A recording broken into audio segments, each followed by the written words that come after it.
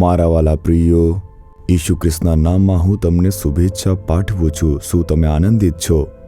પ્રભુ ઈચ્છે છે કે તમે આનંદિત રહો. હંમેશા પરમેશ્વર ઈશુમાં આનંદ કરો. તમે હંમેશા ઈશુમાં ખુશ રહો. એટલા માટે પ્રભુ તમારી સાથે દરરોજ વાત કરે છે. તો જો તમે દુઃખી છો ને ખુશ નથી, તેનો અર્થ શું છે? ના, અમે ખુશ તો છીએ, અમે થોડા ક્ષણ ખુશ રહીએ છીએ, થોડા સમય પછી અમને ખરાબ લાગે છે, પણ અમને ખુશ જોઈને એવું લાગે છે કે કોઈને ગમતું નથી. તરત જ કોઈ સમસ્યા આવે છે ને અમારા આનંદને અસર થઈ જાય છે. થોડી ક્ષણ માટે આનંદ રહે છે. શું આમ કહી રહ્યા છો? પરંતુ પ્રભુ શું ઈચ્છે છે તમે જાણો છો? યોહાન 16મો અધ્યાય તેની 24મી કલમની અંદર, આનંદ સંપૂર્ણ થાય માટે માંગો ને તમને મળશે. તે આનંદ કેવો હોવો જોઈએ? તે સંપૂર્ણ હોવો જોઈએ. ઓવરફ્લોઈંગ જોય. તે આનંદની પૂર્ણતા હોય છે. એ જ તો પ્રભુ કહે છે, તમારો આનંદ પૂર્ણ થાય તેવી રીતે તે પ્રાપ્ત થશે. જો તમે પૂછો તેના માટે શું કરવાનું છે, તો માંગવાનું છે. પ્રભુ કહે છે કે તમે તેને માંગો તો તમને તે સંપૂર્ણ જે આનંદ છે તે હું ચોક્કસ આપીશ. આપણે કોને માંગવાનું છે? ઈશુ પાસે માંગવાનું છે. આપણને આનંદ આપવા માટે તેમણે વધસ્તંભની ઉપર આપણા જે દુઃખો છે તેમને સહન કર્યા છે. આમ આપણે બાઇબલમાં જોઈએ છીએ. યશાયા 53મો અધ્યાય કહે છે, ચોક્કસ ઈશુએ આપણા દુઃખોને સહન કર્યા છે અને આપણા દુઃખોને વહન કર્યા છે. તે દુઃખો શા માટે વહન કરે છે? આવી રીતે પૂછી રહ્યા છો. આપણા આનંદને અસર કરતી બાબતો શું છે? બીમારીઓ, માણસો દ્વારા સમસ્યાઓ, પાપના મુદ્દાઓ, આસપાસના લોકો દ્વારા કેટલાક સંઘર્ષોને દુઃખો આવતા હોય છે. આવી ઘણી બધી બાબતો આપણા આનંદને અસર કરે છે.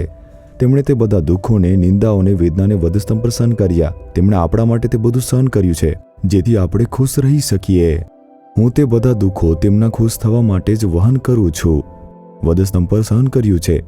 તેથી જ ઈસુ ખ્રિસ્ત જે આનંદ આપે છે તે એક સંપૂર્ણ આનંદ છે.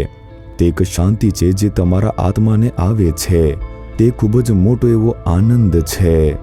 કોઈ તેને સમજાવી શકતું નથી, એટલો મહાન તે આનંદ છે.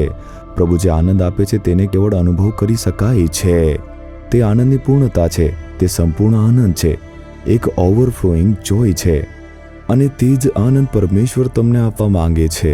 તેથી જ તે વધસ્તંભ પર ગયા. વિશ્વાસથી કહેશો તો કે હે પ્રભુ, મને તે આનંદની જરૂર છે પિતા. મારા જીવનની અંદર, મારા પરિવારમાં થોડા ક્ષણ માટે આનંદ આવે છે, પછી સમસ્યાઓ, ચિંતાઓ આવી રહી છે. એવું લાગે છે એક ક્ષણ માટે ખુશી છે, કેટલીક વસ્તુઓ જ મને ખુશ કરી રહી છે. પરંતુ તમે કહ્યું છે કે તમે આનંદની પૂર્ણતા આપશો. પ્રભુ, મને તે આનંદની જરૂર છે. મારા પરિવારને તે આનંદની જરૂર છે.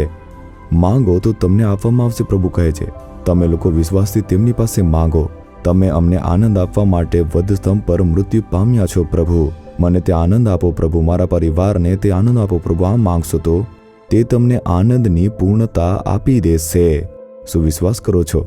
જો હા, તો આપણે પ્રાર્થના કરીએ. 1 મિનિટ આંખો બંધ કરીને આપણે પ્રાર્થના કરીએ. હે ઈશુ, જ્યારે તમે માંગશો તો તમે સંપૂર્ણ જે આનંદ છે તે તમને આપશો. આવી રીતે તમે કહ્યું છો, હું માંગુ છું. મને તે આનંદની જરૂર છે. મારા પરિવારને તે આનંદની જરૂર છે. અમને તે આનંદની પૂર્ણતાની જરૂર છે. કૃપા કરીને તે આનંદમાં અવરોધ ઊભી કરતી બધી જ બાબતોને તમે બદલી નાખો. અમને પુષ્કળ આનંદથી આશીર્વાદ આપો પ્રભુ. ઈશુના નામમાં આમેન, આમેન. જીસસ રીડીમ્સ ગુજરાતી યુટ્યુબ ચેનલને સબસ્ક્રાઇબ કરો. દરેક નવા કાર્યક્રમની માહિતી મેળવવા માટે બેલ આઇકન પર ક્લિક કરો.